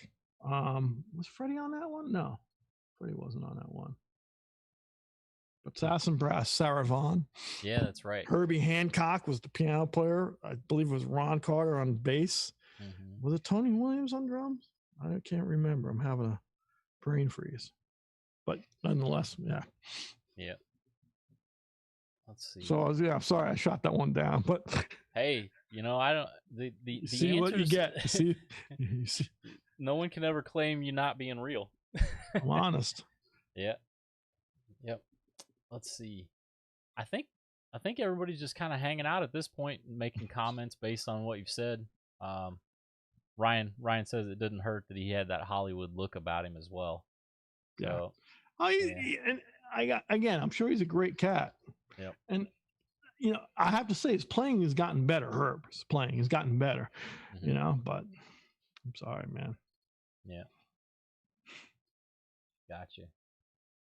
One last question that I hadn't gotten to is because you were talking about, a couple of the albums that you played with Maynard, and also, the writing style on each one is, how has the writing style of those adventures, for lack of a better term, affected how you personally are arranging and doing things for your projects right now?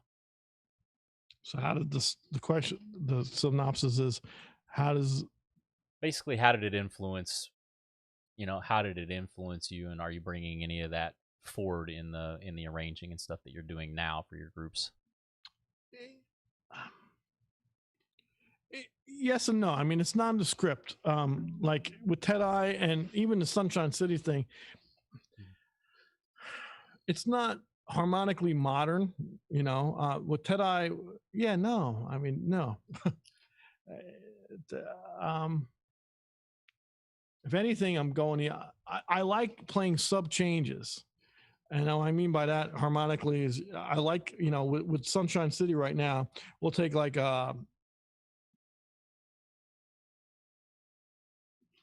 take a Billy Joel tune. We're doing Just the Way You Are. We have a version of it. Wonderful, who I love his sound and playing. Till Bronner did an arrangement of it. Backbeat, kind of 6/8 groove. So we kind of copped that. But with Elias and I talked about, so we'll play through it once and I might outline a different set of changes. And Elias has got great ears. He's playing bass and piano and he'll jump on it. And so, we'll stop and say, all right, let's go up a half step on this. So it harmonically, going from the Maynard thing, they're so different. Yep. You got 6 horns. I'm dealing with 1 or maybe 3 horns. So you're not really through composing things. However, harmonically, the way the changes run, I'll have suggestions that kind of keep you on your toes, that are off the beaten path. Mm-hmm. So I like to do that stuff even with Ted-I. Like with Ted-I, I'll throw interlude. With Ted-I was great because we threw interludes in a lot of tunes, and that was not only musically because it made things breathe, but also visually. You can tell people you were throwing up videos and samples of the guys talking. So we elongated things to put these things in. So it was almost cinematic and thematic with Ted-I, where we Maynard and stuff like that. It wasn't that. Mm-hmm. But when we get into the Gil Evans, Miles Davis, Maria Schneider stuff, when Ron and Tom were really kind of pushing the envelope harmonically on a smaller scale, I like to have sub changes on things where it kind of catches you off guard. Even in my personal writing, when I'm writing originals, which I haven't done originals, that's what I'm saying. It's really hard to answer because Ted-I were doing covers of, Dizzy Gillespie, Maynard, Louis Armstrong, and Miles Davis. And now with Sunshine City, I'm doing like some R&B tunes. I'm doing some Billy tunes. I'm doing some Louis Armstrong tunes and Dirty Dozen brass band tunes. So they're not my originals. The last original record I wrote was 10 years ago, and a couple of things, I would write, that I'd like to throw some ear candy in harmonically, but that's the only way I can answer it. I don't know if I got to do the ear candy thing, but I tried. Mm-hmm. Very cool. Well, just to kind of come full circle, just to remind people one more time, Monday, if you're in the Tampa St. Pete area, the Fox feed, we'll have those coming up Monday at what time did you say the first one was going to be? I think the first interview is around 8:20 a.m. 8:20. I think Eastern there's 4 time. spots total, right? Excuse me? There's 4 spots for Charlie total, and I think that you're going to do 2 of them. Yeah, I think I'm at 8:20 and 8:50. Yeah, give or take. Yeah. And then those are the 2 that we're going to do with Sunshine City with Elias and Lewis. We're going to have those 2 guys in front of Ruth Eckerd Hall. Yep. So that's that. That's the 12th, Columbus Day. Yep. Yeah. So if you guys are in the area, you can see that live. And then we'll also repost it on Facebook if you guys want to see me with bags under my eyes and Lewis throwing cymbals at me and Elias throwing basses at me. Playing through your mask. Yeah. Yeah. But I'm going to put a paper bag over my head. Yeah. A couple cutouts. Yep. But if you guys are interested, I'm going to throw the flyer up one more time for the show, just so you guys can see the URL. The 17th. So the 17th. Actually, funny thing, do you remember this picture? Yeah, man, that was at the Blakely Hotel in Manhattan. And you were hanging off the side of the building. What was that? About 35 stories above 55th Street. Yep, that could have ended differently. Man, we got a good picture. That was when you came to New York, excuse me. Yeah. We had a Billy concert. That was at the cancellation, was it? Yeah. So we ended up, everybody left. I ended up with the suite at the Blakely, which is the top penthouse. And so we're like, man, this is a photo shoot. So you went up on the roof, man. You were hanging off your parents are on here, so I want to tell them. Hey, sometimes you got to hang off the roof to get the shot. What are you doing, dude? I'm like looking at you like, yeah. But the reason that I showed that is just because you guys can see the URL there on the right hand side, just rooteckerdhall.com. You can still get tickets for the tables there. Like we said, please, we need support on this one. We need support, especially at this time. It's safe, and it's a great environment, and the band will be interesting and fun. Ronnie D singing, playing tenor, and Kyle Schroeder playing a little alto and tenor, opening for us also, and Elias and Lewis holding down the fort. It's a fun band. Yep, and actually, just by supporting, things, you're letting people know that when these things happen, that you guys are willing to support live music and going out, and it's going to influence those club owners and those theater owners to do more of this type of thing. So it helps out the community as a whole, which is part of the reason that you were wanting to do this in this environment as well. So we got to do something. I can't play in this room anymore. I'm going nuts. I got to play for people. It's going crazy, man. But that's pretty much it. Like you said, we'll be back got the next virtual Tuesday. band thing coming up at the cutoffs October 15th. I don't mean to interrupt you. October 15th, if you haven't signed up and you want to play, the deadline's coming up. We'd love to have you. And I'm going to say this on behalf of Steven, those little barcodes that he moved up in the left-hand corner, which are a really good place for him, that will support the feed. We appreciate you supporting the feed like you have. This is our third season. We appreciate it. You can buy shirts or support the feed any which way you'd like. If you have it, if you don't, we understand. But we're very humbled that we're here 3 seasons. Steven, I can't believe it. It's cool. Yeah, it's been a lot of fun. It's cool to see a lot of the same names and friends of those people jumping on and coming back. Tell your friends, family. Thank you. Yep. And as always, if you guys have any comments or anything, info@fishmusic.com. You can reach us through there or through the stream right here. So with that, I'm going to let you. Next Tuesday we'll be back 9 p.m. East, and then with another little special, we'll have a two episode week next week. We'll do a little mini episode on Wednesday. Let you guys in the rehearsal space a little bit. So with that, I will go off the screen and let you get your last word, man. I've had many words. Let this be the last one. Oh my God. Yeah. Well, I appreciate you doing everything as always, Steven. Like I said, I'm very happy and honored to be here 3 seasons. So that's great. And couldn't do it without you. So I appreciate it, Steven. We're working on some, thank you, man. There'll be some fun guests coming up. We'll have them together here in the next couple days and unveil like we normally do. So keep your eyes out for videos, usually coming out Sundays and Mondays, of our guests.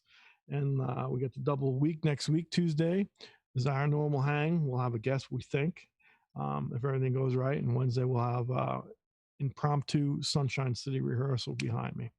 So with that being said, be nice to each other. Treat people the way you want to be treated.